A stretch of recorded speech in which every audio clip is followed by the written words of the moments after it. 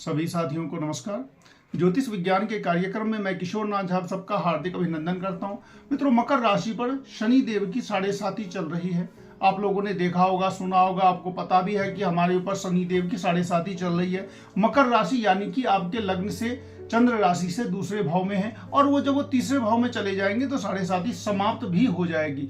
तो नवंबर और दिसंबर के महीने में शनि देव का प्रभाव, राहु का प्रभाव, बृहस्पति क्या शुभ फल देने वाले हैं, शुक्र जो द्वादश शुक्र होने जा रहे हैं उनका प्रभाव, शनि और मंगल का जो षडाष्टक योग है वो आपके जीवन में क्या फल लाने वाला है, बृहस्पति और शुक्र का जो एक षडाष्टक योग और एक म्यूचुअल योग जो बनने जा रहा है उसका आपके जीवन पर क्या प्रभाव पड़ेगा, ये सारी बातें डिटेल से मैथमेटिकली प्रूव करके मैं आप लोगों को इस वीडियो में बतलाने जा रहा हूं। अगर आप लोग चैनल पर नए हैं तो चैनल को सब्सक्राइब जरूर करें। मकर राशि यानी कि 10 नंबर, चंद्रमा अगर आपका जन्मकालीन कुंडली में 10 नंबर में है तो इसका मतलब ये हुआ कि आप मकर राशि के हैं। और जब कभी भी गोचर में फल देखा जाता है तो चंद्र राशि से विशेष फल मिलता है। इसमें क्या होता है कि अगर आपको पहले से पता है कि मेरी मकर राशि है तो आप ये जो वीडियो में जो फलित बतलाया जा रहा है ये बिल्कुल आपके साथ मिलेगा। तो मकर राशि के ऊपर में क्या है कि शनि देव की जो 7.5 है लगभग अब समाप्त पर है, क्योंकि जब शनि आपके चंद्रमा से 12th हाउस में आ जाते हैं तो 7.5 स्टार्ट हो जाती है। तो पहला फेज भी समाप्त हुआ, दूसरा फेज भी समाप्त हुआ और अब तीसरा फेज भी समाप्त होने वाला है। उसमें ही साथ में 15 नवंबर से शनि देव का मार्गी हो जाने से 7.5 का जो बुरा फल था वो कम हो जाता है, यानी कि वो शुभ फल देना शुरू कर देते हैं। और चूंकि शनिदेव बहुत ही धीमा प्लैनेट है, धीरे धीरे वो 2.5 साल तक एक राशि में रहते हैं, तो अगली राशि में जाने से पहले ही वो फल देने लगते हैं। और शनिदेव जब जाने लगते हैं, ये एक बहुत बड़ी बात है कि शनिदेव अपनी 7.5 के दौरान बहुत बड़ी बड़ी परीक्षाएं लेते हैं, बहुत ज्यादा जो भी कर्मों का फल है वो देते हैं। दंड नायक हैं, आपको दंड भी सुनाते हैं, आपको पनिशमेंट देते हैं, वो न्यायाधीश भी हैं।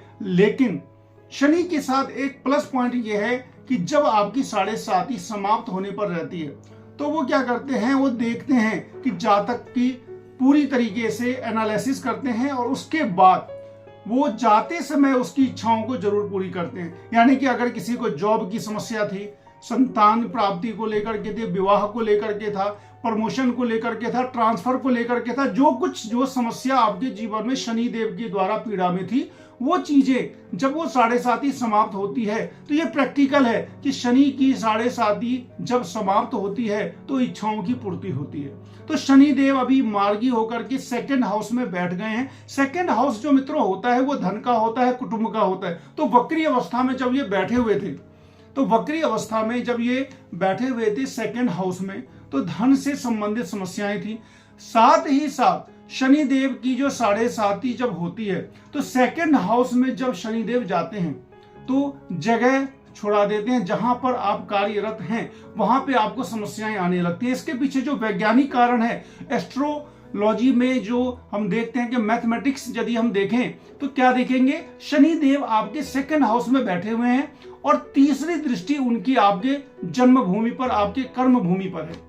तीसरी दृष्टि जो शनिदेव की होती है वो डिस्ट्रक्टिव होती है, बहुत ज्यादा खराब होती है, खासकर उस परिस्थिति में जब तीसरे घर का मालिक उनका शत्रु हो।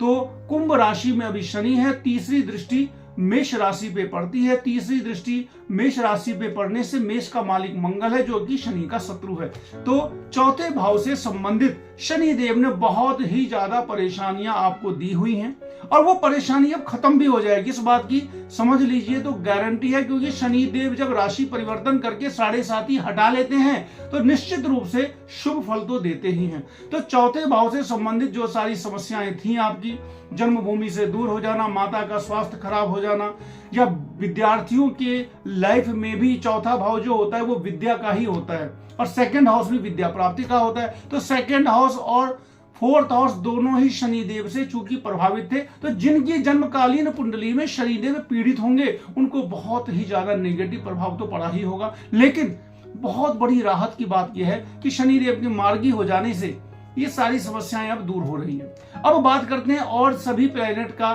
जो नवंबर और दिसंबर में आपके लिए क्या क्या शुभ और क्या क्या ऐसे फल लाने वाले हैं जिनसे आपको सावधान रहने की आवश्यकता है। तो सबसे पहले अगर हम बात करें सूर्य देव की, सूर्य देव अभी बुधादित्य योग लगाए हुए हैं, यानी कि सूर्य और बुध एक साथ 11th हाउस में। 11th हाउस में कोई भी प्लेनेट शुभ फल ही देता है, ऐसा वैदिक एस्ट्रोलॉजी में माना जाता है कि 11th हाउस में कोई भी प्लेनेट हो हमेशा वो शुभ फल देता है। ऊपर से अगर क्रूर ग्रह अगर 11th हाउस में हो तो वो बहुत अच्छा फल देते हैं। तो यहाँ पे सूर्य देव एक क्रूर ग्रह है, अष्टमेश है, अष्टमेश होकर के अगर वो 11th हाउस में है तो वो अच्छा फल ही देंगे। साथ ही साथ बृहस्पति से दृष्टि पा रहे हैं, सूर्य और बुध एक साथ बृहस्पति से दृष्टि पा करके एक अच्छा योग बना रहे हैं।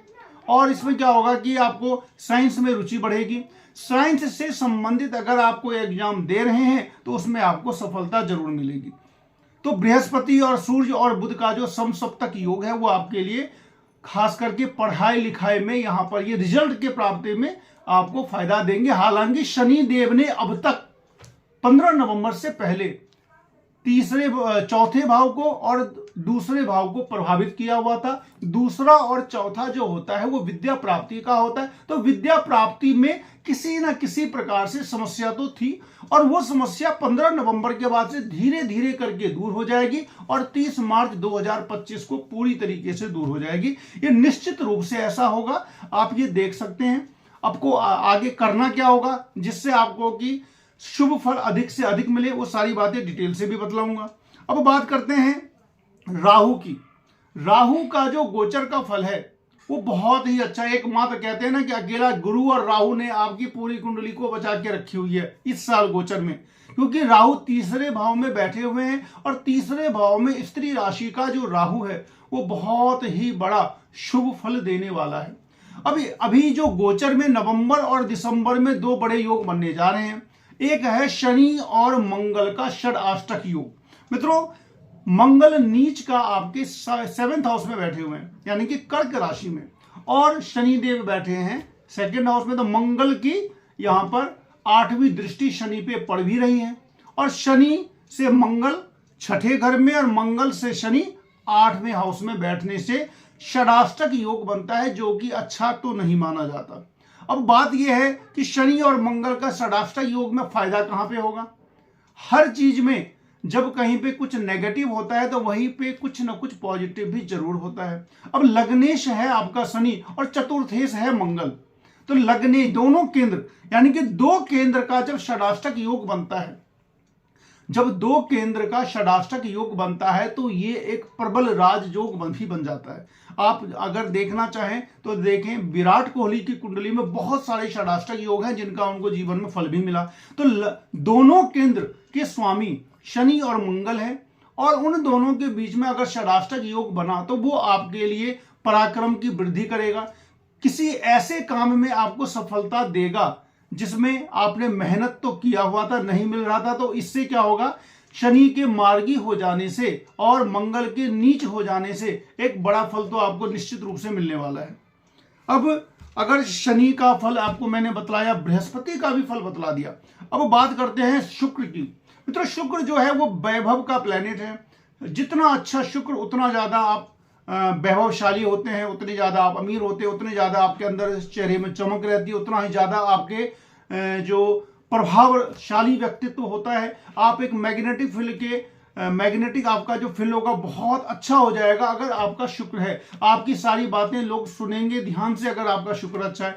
आपको आप लोगों को आकर्षित कर सकते हैं अगर आपका शुक्र अच्छा है। तो यहां पर क्या होता है, आपके जो जन्मकालीन गोचर के हिसाब से शुक्र जो है आपका वो केंद्र का भी स्वामी है और त्रिकोण का भी स्वामी है। और जब कोई एक ही ग्रह केंद्र और त्रिकोण दोनों का स्वामी हो जाता है तब तो क्या कहने उसके, वो शुक्र प्रबल बली राज्य कारक हो जाता है, यानी कि सबसे ज्यादा मोस्ट पावरफुल प्लेनेट हो जाता है। तो मकर राशि वालों के लिए शुक्र जो है वीनस वो सबसे ज्यादा पावरफुल प्लेनेट है। यानी कि आप किसी की भी कुंडली देखें, किसी भी मकर राशि वालों के जीवन में देखें, जब उनके जीवन में शुक्र की दशा आएगी तो बहुत तेजी से राइज करते हैं।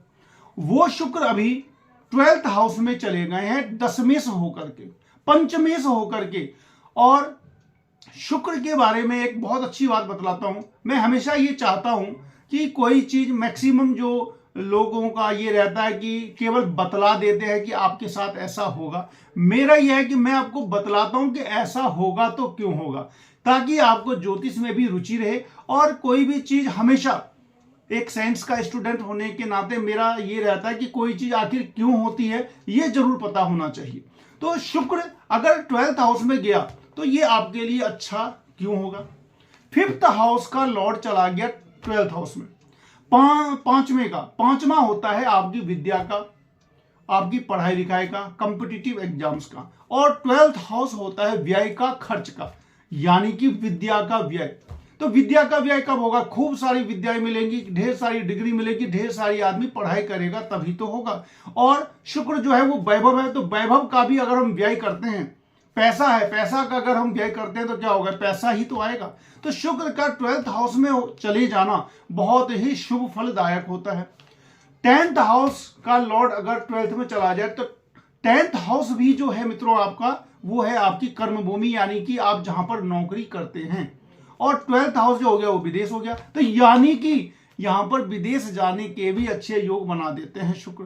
तो शुक्र बहुत ही अच्छा, पूरे नवंबर, पूरे दिसंबर, 2 दिसंबर से वही शुक्र आपके लग्न में चले जाएंगे और बृहस्पति की दृष्टि भी पाएंगे। तो शुक्र पर जब बृहस्पति की दृष्टि पड़ती है तो वो शुक्र और ज्यादा पावरफुल हो जाते हैं। तो इस तरीके से शुक्र भी आपको बहुत ही ज्यादा अच्छा फल देने जा रहे हैं। अब बात करें कहां पर आपको सावधान रहने की जरूरत है। अब बात करते हैं मंगल। नीच का मंगल 7th हाउस में, और उस पर राहु की दृष्टि, और ऊपर से सप्तमी से है आपका चंद्रमा। कभी ग्रहण योग बना देगा, कभी विष योग बना देगा, कभी वो शनि से दृष्ट हो जाएगा, कभी राहु से दृष्ट हो जाए। यानी कि चंद्रमा हर 2.25 दिन पे घर चेंज करते हैं, हाउस चेंज कर देते हैं। और चंद्रमा आपका जो है वो है सप्तमी से, यानी कि 7th हाउस का लॉर्ड, दाम्पत्य का मालिक, मैरिड लाइफ का अकेला मालिक। तो और ऊपर से 7th हाउस में नीच का मंगल राहु से दृष्ट, और वो मंगल शनि के साथ षडाष्टक योग में। तो मैरिड लाइफ के लिए थोड़ी समस्या आ रही है। अगर ज्योतिष का काम ही है या ज्योतिष नेत्र है, आपको पता चल गया कि भाई अभी नवंबर दिसंबर में मेरे साथ ऐसी परेशानी आ सकती है, तो आपको बस सावधान रहना है।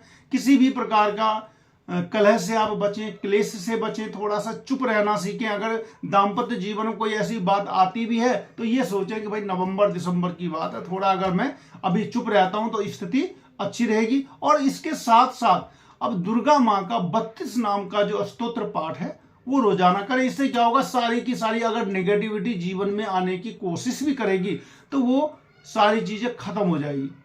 शनि देव का अभी आपको 30 मार्च 2024 तक ओम शम शनश्चराय नमः, दशरथ कृत शनि कवच और 3 बार हनुमान चालीसा, ये आपको अभी 30 मार्च 2024 तक करते ही रहना है। शनि देव के हाथ जोड़े रहना है, ताकि जितना कष्ट आपने उठाया है अब तक उस कष्ट की भरपाई हो सके। आपके जीवन में जो एम्बिशंस है, एम्बिशन आपका जो भी होगा, जो महत्वाकांक्षा होगी, जिस कार्य में आप मेहनत कर रहे हैं उस कार्य में पूरी तरीके से आपको सफलता मिले। तो ये सारे प्लैनेट आपको हर हाल में एक बड़ी सफलता जरूर देंगे। जहां पे सावधान रहने की जरूरत है वो भी मैंने बतलाया। मंगल के लिए जब आप हनुमान चालीसा का पाठ करते हैं तो सारी समस्या वैसे ही दूर हो जाती है। इस तरीके से सारे जो भी आपका बृहस्पति और सूर्य का समसप्तक, द्वादश शुक्र, शुक्र पर बृहस्पति की दृष्टि, शनि और मंगल का षडाष्टक योग, तृतीय भाव में स्त्री राशि में राहु, ये सारे के सारे योग मैंने बतलाए। मित्रों, लाइक शेयर सब्सक्राइब आप लोग जरूर करें। मिलते हैं फिर अगले वीडियो में, तब तक के लिए नमस्कार।